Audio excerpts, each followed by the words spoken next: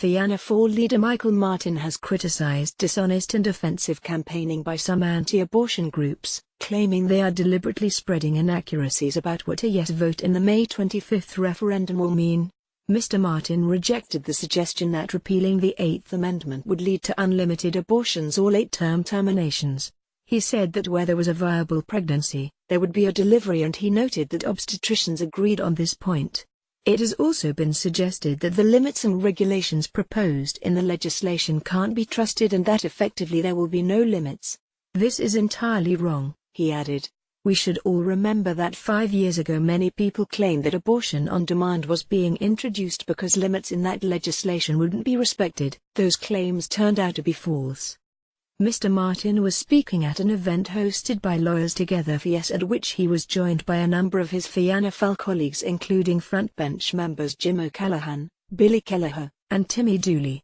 The Fianna Fáil leader said empathy was no longer enough for women and that people's views and feelings on difficult cases needed to be translated into a legal context and framework. Terminations within the first 12 weeks of pregnancy was the only legal mechanism to legislate for the cases of rape, incest or fatal fetal abnormalities, he said, adding that these hard cases would not go away. Mr. Martin said voting no would retain the status quo and a system cruelly insensitive to women and one that compounds original traumas with further traumas. He was questioned at the event by the woman in the D case, Deirdre Conroy, who went to the European Court of Human Rights in 2005 arguing that her human rights had been violated when she was denied an abortion in the state. She asked, would Fianna Fáil, if in government, facilitate another referendum if there is a no vote on May 25. Mr. Martin said he believed there would be a yes vote and that contemplating another referendum was not a debate he was prepared to enter into. He said he would respect the outcome of the referendum and urged others to do likewise. The Cork South Central TD is one of a small number of his parliamentary party who supports repealing the Eighth Amendment and allowing access to terminations up to the 12th week of pregnancy.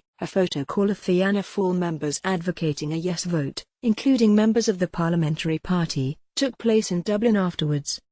Mr. Martin did not attend. Asked if he believed party members opposed to repeal would try to block the laws that follow in the event of a yes vote, Mr. Martin said he believed a yes vote would be a significant catalyst in ensuring the legislation is passed. He said many members of his party had privately told him they would not stand in the way of the legislation being enacted if the amendment is repealed.